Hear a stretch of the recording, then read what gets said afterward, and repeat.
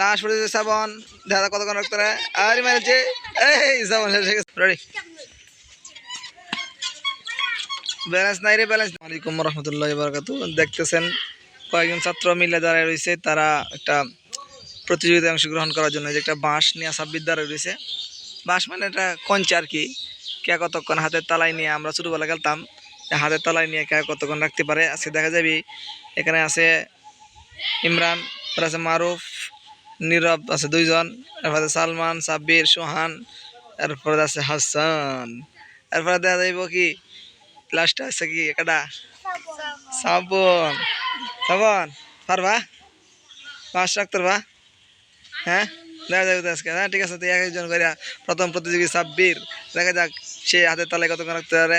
হ্যাঁ ready, 1 2 3 ready. Balance নাই রে ব্যালেন্স নাই আবার আই রে রে আরে অনেকক্ষণ খেলতেছে আবার এই কাছাকাছি সালমানের কাছাকাছি চলে যাচ্ছে নীরবে। এই হইছে 2 সেকেন্ড সন শেষ হয়ে গেল।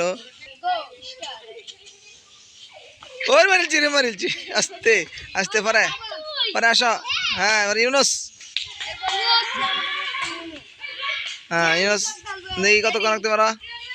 ওরে বাপরে আরে মারিলছে আস্তে।